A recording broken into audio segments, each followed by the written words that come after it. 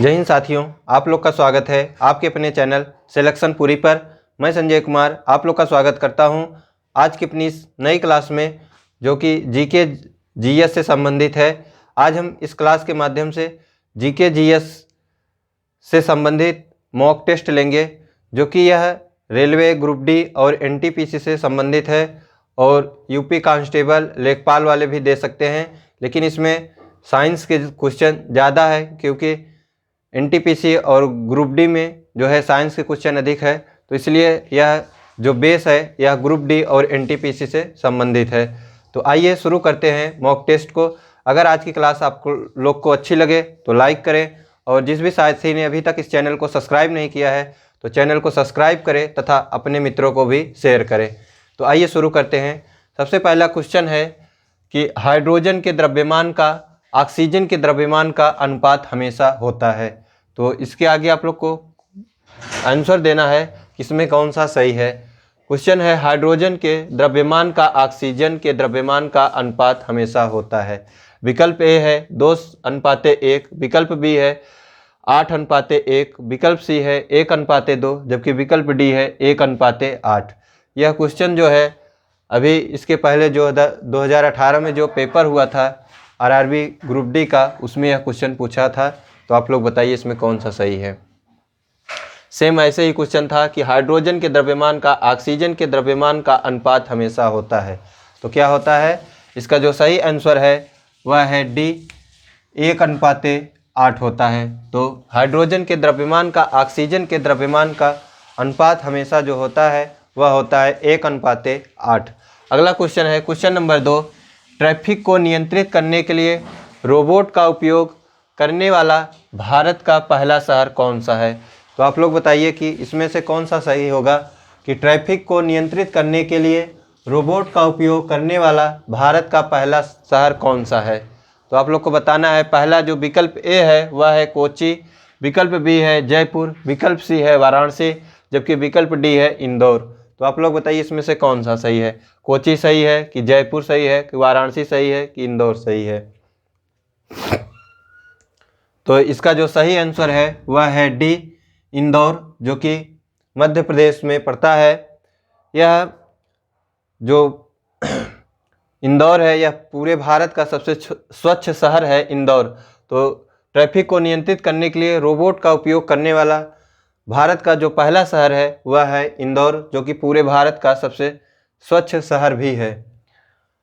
आइए question number 3 को देखते हैं। क्वेश्चन नंबर 3 है, जब तक किसी पिंड पर असंतुलित बल लागू किया जाता है तब इसकी डैश में निरंतर परिवर्तन होता रहता है। तो आप लोग को बताना है कि जब तक किसी पिंड पर असंतुलित बल लागू किया जाता है तब तक इसकी में निरंतर परिवर्तन होता रहता है। तो कब किस में होता है, द्रव्यमान में, आकृति में, चाल या भार में। आप लोग बताइए। विकल्प ए है द्रव्यमान में, विकल्प बी है आकृति में, विकल्प सी है चाल में, विकल्प डी है भार में। तो कौन सा सही है इसमें सही है चाल। जब किसी पिंड पर असंतुलित बल लागू किया जाता है तब तक इसकी चाल में निरंतर परिवर्तित होता रहता है। तो इसका जो विकल्प सही है वह है सी। अगला है क्वेश्चन नंबर 4 कि आधुनिक आवर्त सारणी में कौन से समूह के तत्वों को बाहरी कोष में पूर्ण होता है।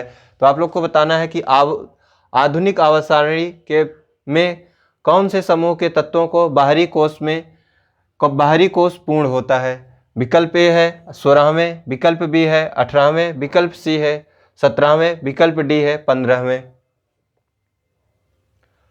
आधुनिक आवर्त सारणी की बात की जाए तो आधुनिक आवर्त सारणी जो है मोजले के द्वारा दी गई है, जबकि जो और एक आवर्त सारणी जो है वह मेंडलीव के द्वारा दी गई है।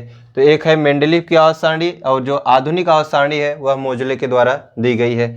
तो इसको आप लोग बताइए कि इसमें कौन सा सही है। तो इसका जो सही आंसर है वह है 18। तो 18वें जो समूह के तत्व हैं आवर्त सारणी के 18वें समूह के तत्व को बाहरी कोष पूर्ण होता है। तो 18वां जो है इस 18वें जो है वही सही है। क्वेश्चन नंबर 5 है, किसी वस्तु पर कार्यशील गुरुत्व बल भी कहा जाता है। तो किसी वस्तु पर कार्यशील गुरुत्व बल फिर डैश है भी कहा जाता है। यह भी क्वेश्चन जो है आरआरबी ग्रुप डी में पूछा गया था 2018 में। तो आप लोग बताइए इसका कौन सा सही है। विकल्प ए है आवेश, विकल्प बी है भार, विकल्प सी है त्वरण, जबकि विकल्प डी है द्रव्यमान। तो इसका जो सही आंसर है वह है भार। किसी वस्तु पर कार्यशील गुरुत्व बल भार भी कहा जाता है। आइए क्वेश्चन नंबर 8 देखते हैं। क्वेश्चन नंबर 8 है कि अनुच्छेद 76 किससे संबंधित है। तो आप लोग बताइए कि अनुच्छेद 76 किससे संबंधित है। विकल्प ए है प्रधानमंत्री, विकल्प बी है नियंत्रक एवं महालेखक परीक्षक से, विकल्प सी है राष्ट्रपति से, जबकि विकल्प डी है वह है महाधिवक्ता से। तो इसका जो सही आंसर है वह है, आप लोग बताइए, इसमें से कोई नहीं है। जो अनुच्छेद 76 है वह महान्यायवादी से संबंधित है। तो राष्ट्रपति की जगह हम लोग महान्यायवादी कर देते हैं, या विकल्प इनमें से होना चाहिए था, किसी में नहीं। तो इसका जो सही आंसर है अनुच्छेद 76 का, जो अनुच्छेद 76 है वह महान्यायवादी से संबंधित है। किससे है?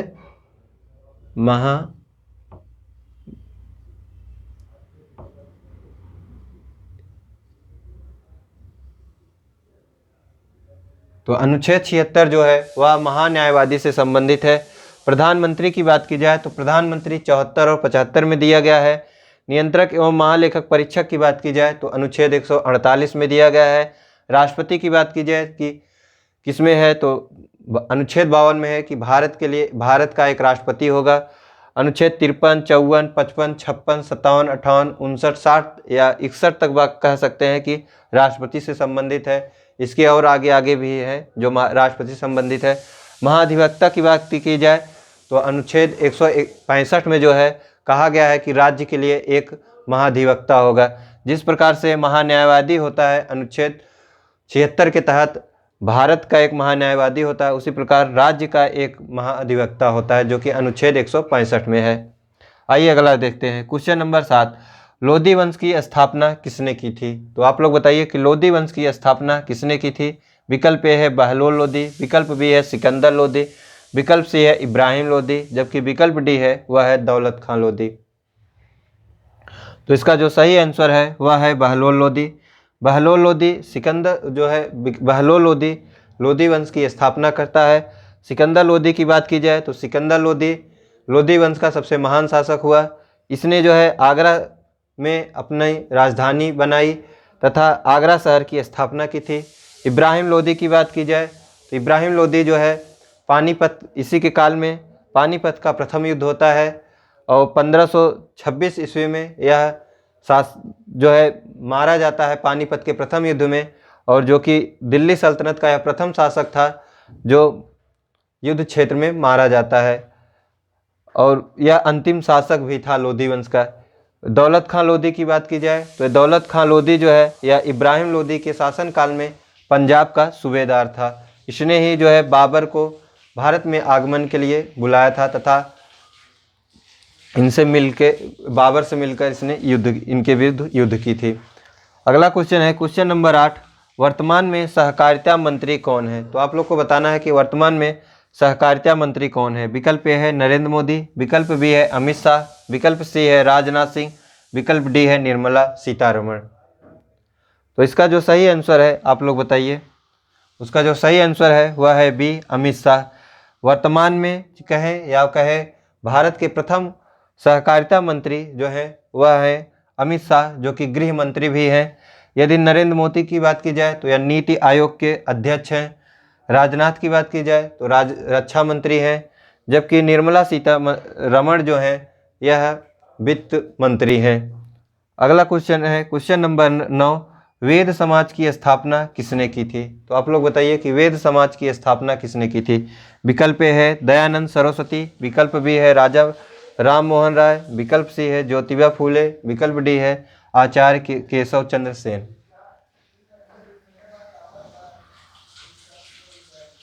तो इसका जो सही आंसर है वह है डी आचार्य केशव चंद्र सेन। दयानंद सरस्वती की बात की जाए तो इन्होंने जो है आर्य समाज की स्थापना की थी। राजा मोहन राय की बात की जाए तो इन्होंने ब्रह्म समाज की स्थापना की थी।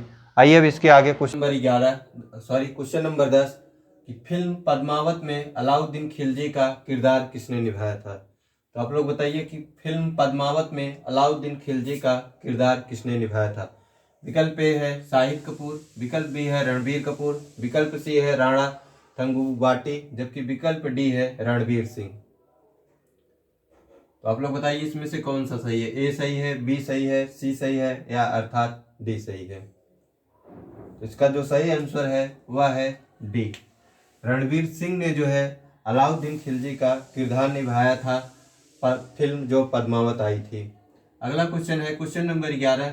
जब कोई वस्तु वित्तीय पथ पर गति करती है तो घूर्णन करती हुई वस्तु पर केंद्र की ओर लगने वाले बल क्या कहलाता है। तो आप लोग को बताना है कि जब कोई वस्तु वित्तीय पथ पर गति करती है तो घूर्णन करती हुई वस्तु पर केंद्र की ओर लगने वाला बल क्या कहलाता है। विकल्प ए है साधारण बल, विकल्प बी है गुरुत्वाकर्षण बल, विकल्प सी है कोणीय बल, जबकि विकल्प डी है अभिकेंद्रीय बल। तो बताइए आप लोग इसमें से कौन सा सही है। तो इसका जो सही आंसर है वह है डी। जब कोई वस्तु वित्तीय पथ पर गति करती है तो घूर्णन करती हुई वस्तु पर केंद्र की ओर लगने वाला बल अभिकेंद्रीय बल कहलाता है। अगला क्वेश्चन है क्वेश्चन नंबर 12। निम्नलिखित में से किसे the princess of hill station के नाम कहा जाता है। या क्वेश्चन ऐसे भी पूछ सकता है कि the princess of hill station किस स्टेशन को जाना जाता है या किसके नाम पर है यह। विकल्प ए है दार्जिलिंग, विकल्प बी है ऊजी, विकल्प सी है कोडाईनाल, जबकि विकल्प डी है देहरादून। तो आप लोग बताइए किस स्टेशन को the princess of hill station कहा जाता है। तो इसका जो सही आंसर है वह है कोडाईकनाल। तो the princess of hill station Kodaikanal को कहा जाता है। अगला क्वेश्चन है क्वेश्चन नंबर 13। निम्नलिखित में से कौन सा उष्ण रक्त वाला प्राणी है। तो क्वेश्चन नंबर 13 आप लोग बताइए इनमें से कौन सा सही है। विकल्प है मछली, घड़ियाल, टोड, कबूतर। तो आप लोग इन चारों विकल्प में बताइए कौन सा उष्ण रक्त वाली प्राणी है। तो इसका जो सही आंसर है वह है डी कबूतर। कबूतर जो एक पक्षी है यह जो है उष्ण रक्त वाली प्राणी है। अगला है क्वेश्चन नंबर 14। निम्नलिखित में से कौन सा जानवर पराध्वनि उत्पन्न करता है। तो आप लोग को बताना है ये जो 4 विकल्प दिए गए हैं इनमें से कौन सा विकल्प सही है जो पराध्वनि उत्पन्न करता है। विकल्प ए है पतंगा, विकल्प बी है हाथी, विकल्प सी है शार्क, जबकि विकल्प डी है पारपोइस। तो आप लोग बताइए इसमें से कौन सा है। पतंगा सही है, हाथी सही है, शार्क सही है या पारपोइसेस सही है। तो इसका जो सही विकल्प सही है वह है डी पारपोइसेस। अगला है क्वेश्चन नंबर 15। निम्नलिखित में कौन सा विकल्प उस लवण का उदाहरण है जिससे जलीय विलयन का पीएच मान 7 से कम होता है। तो आप लोग बताइए इसमें कौन सा सही है। Ammonia chloride, sodium bicarbonate, sodium chloride या सोडियम कार्बोनेट। तो इसका जो सही आंसर है वह है अमोनिया क्लोराइड। निम्नलिखित जो विकल्प दिए गए हैं चारों में इसमें जिसके जलीय विलयन का पीएच 7 से कम है वह है अमोनिया क्लोराइड। बाकी सबका पीएच मान 7 से अधिक है। आइए अब क्वेश्चन नंबर 16 को देखते हैं। पौधों में लचीलापन किस ऊतक के कारण होता है। तो पौधों में जो लचीलापन होता है उनमें कौन सा ऊतक होता है आप लोग को बताना है। विकल्प ए है जाइलम, विकल्प बी है कॉलेनकाइमा, विकल्प से है स्केलेनकाइमा, जबकि विकल्प डी है फ्लोएम। तो आप लोग बताइए ए सही है, बी सही है, सी सही है या डी। तो इसका जो सही आंसर है वह है कॉलेनकाइमा। तो पौधों में लचीलापन का जो कारण है वह कॉलेनकाइमा ऊतक के कारण होता है। अगला है क्वेश्चन नंबर 17। प्रथम ओलंपिक खेल आयोजित कहाँ की गई थी। तो आप लोग बताइए कि प्रथम ओलंपिक खेल कहाँ आयोजित की गई थी। विकल्प ए है एथेंस, विकल्प बी है पेरिस, विकल्प सी है सेंट लुइस, जबकि विकल्प डी है टोक्यो। तो इसका जो सही आंसर है वह है एथेंस। एथेंस में 1896 ईस्वी में प्रथम बार ओलंपिक खेल का आयोजन किया गया था। एथेंस जो है यह प्रथम यहाँ पर आयोजित किया गया था। उसके बाद पेरिस की बात की जाए तो फ्रांस में पड़ता है, सेंट लुइस यूएसए में पड़ता है, जो कि टोक्यो 2020 का जो ग्रीष्मकालीन ओलंपिक टोक्यो हुआ था वह जापान में पड़ता है, जो कि यह 32वां था। अगला है उड़न परी किसका उपनाम है? तो आप लोग बताइए उड़न परी किसका उपनाम है? पीवी सिंधु, मैरी कॉम, पीटी उषा या पेस एवं भूपति को? पीवी सिंधु जो कि बैडमिंटन से संबंधित है, मैरी कॉम जिन्हें सुपर मॉम के नाम से जाना जाता है या मुक्केबाज से संबंधित है, पीटी उषा जो है इन्हीं को उड़न परी के नाम से जाना जाता है जो कि धावक है, पेस और भूपति को जो है एक्सप्रेस के नाम से जाना जाता है। आइए अब इसके आगे देखते हैं। क्वेश्चन है क्वेश्चन नंबर 19, निषेचित अंडाणु युग्मनज किसमें प्रत्यारोपित किया जाता है? यह क्वेश्चन ऐसे दिया था आरआरबी ग्रुप डी में 2018 में जो पेपर हुआ था, निषेचित अंडाणु युग्मनज फिर डैश था में प्रत्यारोपित किया जाता है। तो आप लोग बताइए यहाँ पे क्या भरा जाएगा? ग्रीहवा, गर्भाशय, अंडाशय या योनि? ये योनि है। तो आप लोग बताइए इसमें से कौन सा सही है? निषेचित अंडाणु युग्मनज में प्रत्यारोपित किया जाता है, तो क्या प्रत्यारोपित किया जाता है वही आप लोग को बताना है। ग्रीहवा की, गर्भाशय की, अंडाशय या योनि? तो इसका जो सही आंसर है वह है गर्भाशय, अर्थात 19 का बी सही है। अगला क्वेश्चन है क्वेश्चन नंबर 20, निम्नलिखित में से कौन सा कारक किसी चालक के प्रतिरोध पर निर्भर नहीं करता है?